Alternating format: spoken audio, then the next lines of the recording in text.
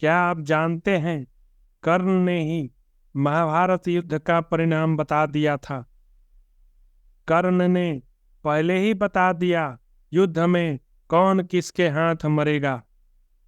क्या आप जानते हैं क्यों कर्ण ने कृष्ण को अपने जन्म का रहस्य पांडवों को बताने से मना किया था? यदि इन सब प्रश्नों का सही सही उत्तर जानना चाहते हैं तो आज के इस महाभारत एपिसोड के खंड को पूरा देखिए। द रियल महाभारत भगवत ज्ञान पर्व अध्याय 140। भगवान श्री कृष्ण का कर्ण को पांडव पक्ष में आने के लिए समझाना।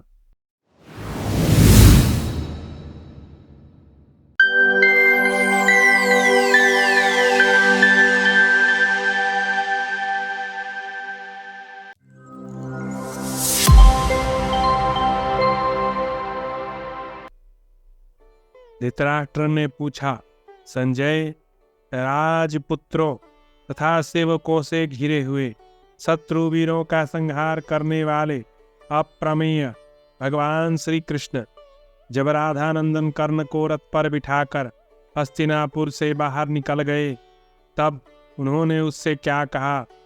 गोविंद ने सूतपुत्र कर्ण को क्या सांत्वनाएं दी? संजय, मेघ के समान गंभीर स्वर से बोलने वाले भगवान श्री कृष्ण ने उस समय कर्ण से जो मधुर अथवा कठोर वचन कहा हो वह सब मुझे बताओ। धृतराष्ट्र के पूछने पर संजय बोले, महाराज धृतराष्ट्र, अप्रमेय स्वरूप मधुसूदन श्री कृष्ण ने राधानंदन कर्ण से जो तीक्ष्ण मधुर प्रिय धर्म सम्मत सत्य हितकर एवं हृदय ग्राह्य बातें क्रमशः कही थीं, उन सब को आप मुझसे सुनिए। श्री कृष्ण ने कर्ण से कहा, राधानंदन, तुमने वेदों के पारंगत ब्राह्मणों की उपासना की है। तत्वज्ञान के लिए संयम नियम में रहकर दोष दृष्टि का परित्याग करके उन ब्राह्मणों से अपनी शंकाएं पूछी हैं। कर्ण, सनातन वैदिक सिद्धांत क्या है, इसे तुम अच्छी तरह जानते हो। धर्मशास्त्रों के सूक्ष्म विषयों के भी तुम परिनिष्ठित विद्वान हो। कर्ण, कन्या के गर्भ से जो पुत्र उत्पन्न होता है उसके दो भेद बताए गए हैं, कानीन और सहोड़। जो विवाह से पहले उत्पन्न होता है वह कानीन है, और जो विवाह के पहले गर्भ में आकर विवाह के बाद उत्पन्न होता है वह सहोड़ कहलाता है।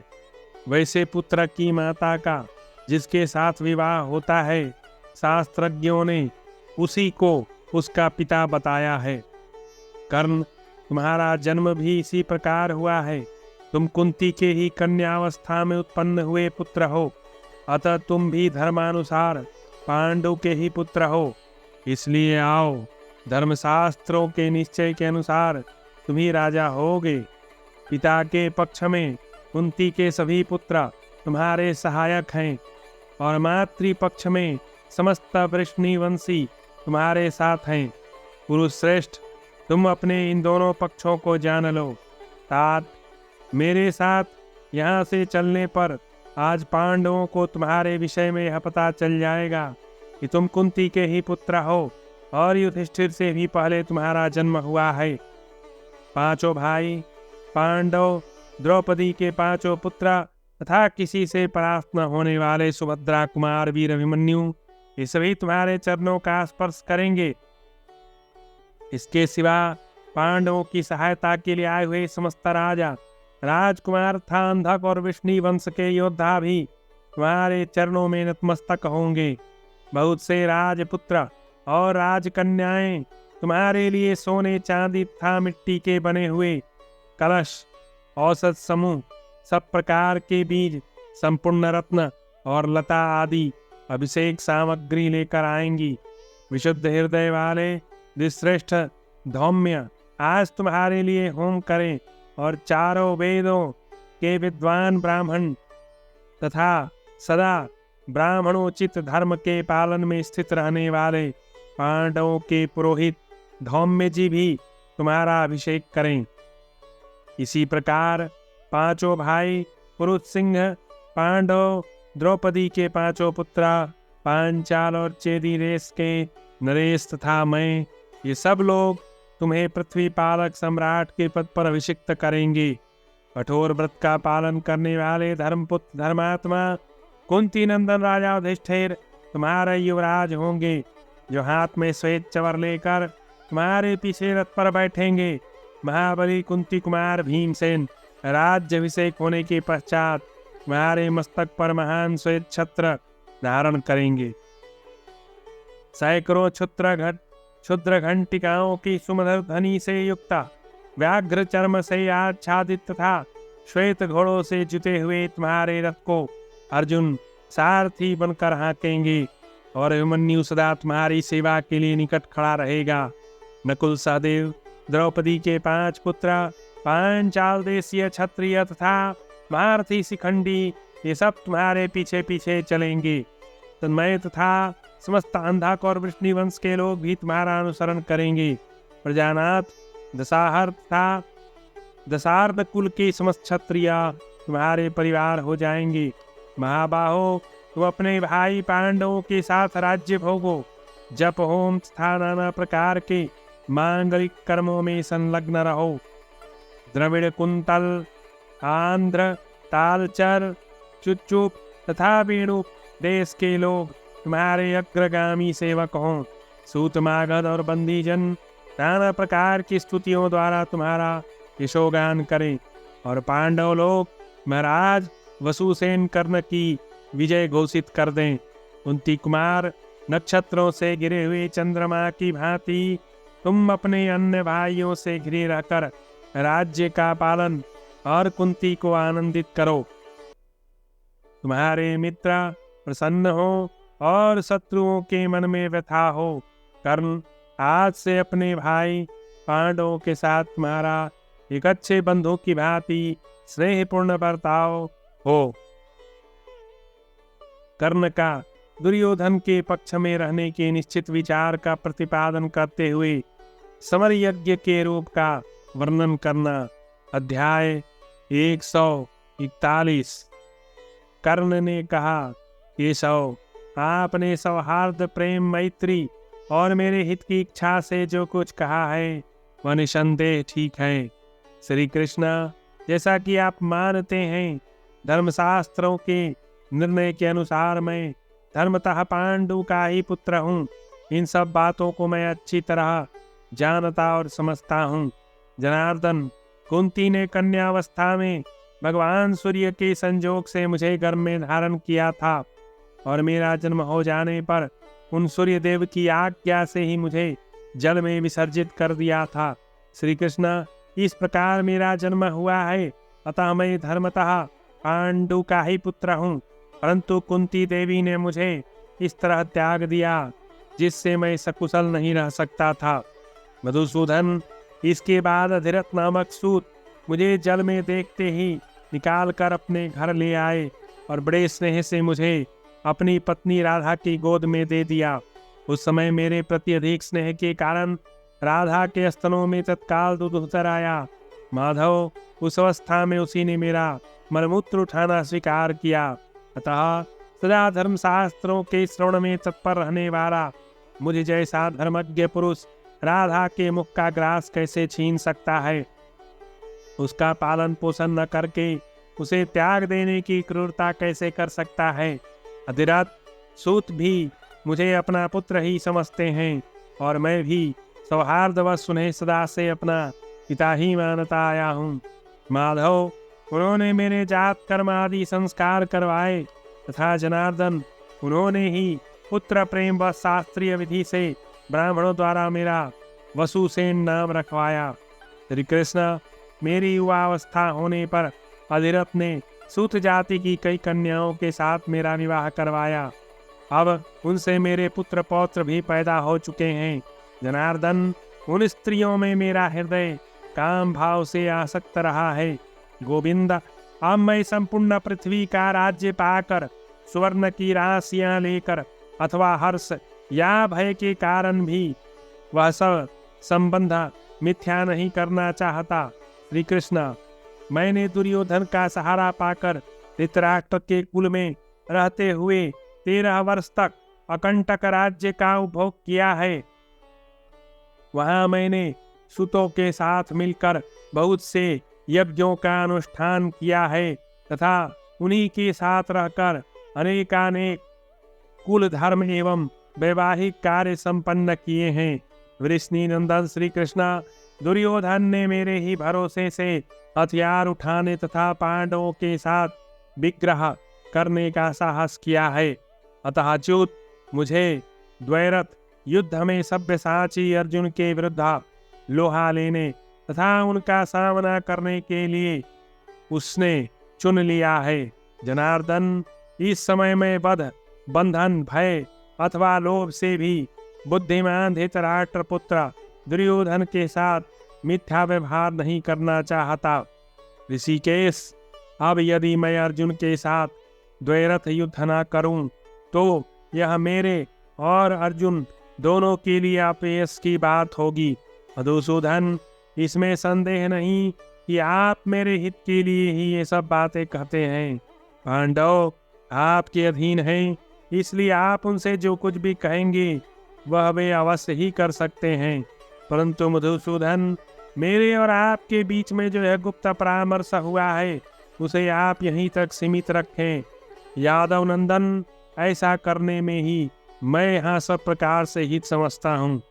अपनी इंद्रियों को संयम में रखने वाले धर्मात्मा राजा युधिष्ठिर यदि यह जान लेंगे कि मैं कर्ण कुंती का प्रथम पुत्र हूँ, तब वे राज्य ग्रहण नहीं करेंगे। शत्रु दमन, मधुसूदन, उस दशा में मैं उस समृद्धशाली विशाल राज्य को पाकर भी दुर्योधन को सौंप दूंगा। मैं भी यही चाहता हूँ कि जिनके नेता श्री कृष्ण और योद्धा अर्जुन हैं, वे धर्मात्मा युधिष्ठिर ही सर्वदा राजा बने रहें। माधव, जनार्दन, जिनके सहायक महारथी भीम, नकुल, सहदेव, द्रौपदी के 5 पुत्र, पांचाल राजकुमार धृष्टद्युम्न, महारथी सात्यकी, उत्तमौजा, युधामन्यु, सोमकवंशी, सत्यधर्मा, चेदिराज, धृष्टकेतु, चेकितान, अपराजित वीर शिखंडी, इंद्रगोप के समान वर्ण वाले 5 भाई, कैकेयी राजकुमार, इंद्रधनुष के समान रंग वाले महामना कुंती भोज, भीमसेन के मामा महारथी शेनजित, विराट पुत्र शंख तथा अक्षय निधि के समान आप हैं। उन्हीं युधिष्ठिर के अधिकार में यह सारा भूमंडल तथा कौरव राज्य रहेगा। श्री कृष्ण, दुर्योधन ने यह क्षत्रियों का बहुत बड़ा समुदाय एकत्र कर लिया है तथा समस्त राजाओं में विख्यात एवं उज्ज्वल यह कुरु देश का राज्य भी उसे प्राप्त हो गया है। जनार्दन, वृष्णि नंदन, अब दुर्योधन के यहाँ एक शस्त्र यज्ञ होगा जिसके साक्षी आप होंगे। श्री कृष्ण, उस यज्ञ में अर्धवयु का काम भी आपको ही करना होगा। कवच आदि से सुसज्जित कपिध्वज अर्जुन इसमें होता बनेंगे। गांडीव धनुष रुबा का काम करेगा। विपक्षी वीरों का पराक्रम ही अयनीकृत होगा। माधव, सब्यसाची अर्जुन द्वारा प्रयुक्त होने वाले इंद्र, पशुपत, ब्राह्मण और स्थूल कर्ण आदि अस्त्र शस्त्र वेद मंत्र होंगे। सुभद्रा कुमार अभिमन्यु भी अस्त्र विद्या में अपने पिता का ही अनुसरण करने वाला अथवा पराक्रम में उनसे ही बढ़कर है। वह इस शस्त्र यज्ञ में उत्तम स्तोत्र गान की पूर्ति करेगा। अभिमन्यु ही उद्गाता, महाबली नरश्रेष्ठा भीमसेन ही प्रस्तोता होंगे, जो रणभूमि में गर्जना करते हुए शत्रु पक्ष के हाथियों की सेना का विनाश कर डालेंगे। वे धर्मात्मा राजा युधिष्ठिर ही सदा जप और होम में संलग्न रहकर उस यज्ञ में ब्रह्मा का कार्य संपन्न करेंगे। मधुसूदन, शंख, मुरज तथा भेरियों के शब्द और उत्स्वर से किए हुए सिंहनाद ही सुब्रमण्य नाद होंगे। माद्री के यशस्वी पुत्र महाकर्मी नकुल, सहदेव उसमें भली भांति सामित्र कर्म का संपादन करेंगे। गोविंद जनार्दन विचित्र ध्वज दंडों से सुशोभित निर्मल रथ पंक्तियां ही उस रण यज्ञ में यूपों का काम करेंगी। करनी, नालिक, नराज, वत्सदंत आदि ब्राह्मण उपब्रह्मण सोमाहुति के साधनभूत चमस आदि पात्र होंगे। तोमर सोम कलश का और धनुष पवित्री का काम करेंगे। श्री कृष्ण उस यज्ञ में खड़ग ही कपाल, शत्रुओं के मस्तक ही पुरोडास तथा रुधिर ही अवश्य होंगे। निर्मल शक्तियां और गदाएं सब और बिखरी हुई समिधाएं होंगी। द्रोण और कृपाचार्य के शिष्य ही सदस्य का कार्य करेंगे। गांडीवधारी अर्जुन के छोड़े हुए तथा द्रोणाचार्य सुथामा एवं अन्य महारथियों की चलाए हुई बाण यज्ञ कुंड के सब और बिछाए जाने वाले कुशों का काम देंगे। सात्यकी प्रतिष्ठाता अर्धवयु दूसरे सहयोगी का कार्य करेंगे। धृतराष्ट्र पुत्र दुर्योधन इस रण यज्ञ की दीक्षा लेगा और उसकी विशाल सेना ही यजमान पत्नी का काम करेगी। महाबाहो, इस महायज्ञ का अनुष्ठान आरंभ हो जाने पर उसके अत्रिरात्र यज्ञ में अथवा आधी रात के समय महाबली घटोत्कच सामित्र कर्म करेगा। श्री कृष्ण जो श्रोत्र यज्ञ के आरंभ में ही साक्षात अग्निकुंडा से प्रकट हुआ था, वह प्रतापी वीर धृष्टद्युम्न इस यज्ञ की दक्षिणा का कार्य संपादन करेगा। श्री कृष्ण, मैंने जो धृतराष्ट्र पुत्र दुर्योधन का प्रिय करने के लिए पांडवों को बहुत से कटु वचन सुनाए हैं, उस अयोग्य कर्म के कारण आज मुझे बड़ा पश्चाताप हो रहा है। श्री कृष्ण, जब आप सब्यसाची अर्जुन के हाथ से मुझे मारा गया देखेंगे, उस समय इस यज्ञ का पुनः निश्चित कर्म यज्ञ के अनंतर किया जाने वाला चयनारंभ संपन्न होगा। जब पांडु नंदन भीमसेन सिंहनाद करते हुए दुशासन का रक्तपान करेंगे, उस समय इस यज्ञ का सुत्य कर्म पूरा होगा। जनार्दन, जब दोनों पांचाल राजकुमार धृष्टद्युम्न शिखंडी द्रोणाचार्य और भीष्म को मार गिराएंगे, उस समय रण यज्ञ का अवसान कार्य संपन्न होगा। माधव, जब महाबली भीमसेन दुर्योधन का वध करेंगे, वह समय धृतराष्ट्र पुत्र का प्रारंभ किया हुआ वह यज्ञ समाप्त हो जाएगा। ये सब जिनके प्रति पुत्र और संरक्षक मार दिए गए हों, वे धृतराष्ट्र के पुत्रों और पौत्रों की बहुएं जब गांधारी के साथ एकत्र होकर कुत्तों, गीधों, कुरर पक्षियों से भरे हुए समरांगण में रोती हुई विचरेंगी, जनार्दन, वही उस यज्ञ का अवभृत स्थान होगा। क्षत्रिय शिरोमणि मधुसूदन, तुम्हारे उस शांति स्थापना के प्रयत्न से कहीं ऐसा न हो कि विद्यावृद्ध और वयोवृद्ध क्षत्रिय गण व्यर्थ मृत्यु को प्राप्त हो जाएं। ये सब कुरुक्षेत्र तीनों लोकों के लिए परम पुण्यतम तीर्थ है। यह समृद्धशाली क्षत्रिय समुदाय वहीं जाकर शस्त्रों के आघात से मृत्यु को प्राप्त हो। कमल नयन विश्री नंदन, आप भी इसकी सिद्धि के लिए ही ऐसा मनोवांछित प्रयत्न करें जिससे यह सारा का सारा क्षत्रिय समूह स्वर्गलोक जाए। जनार्दन, जब तक ये पर्वत सरिताएं रहेंगी, तब तक इस युद्ध की कीर्ति कथा अक्षय बनी रहेगी। बार स्नेह, ब्राह्मण लोग क्षत्रियों के समाज में इस महाभारत युद्ध का, जिसमें राजाओं के सुयशरूपी धन संग्रह होने वाला है, वर्णन करेंगे। शत्रुओं को संताप देने वाले केशव, आप इस मंत्रणा को सदा गुप्त रखते हुए ही कुंती कुमार अर्जुन को मेरे साथ युद्ध करने के लिए ले आवें।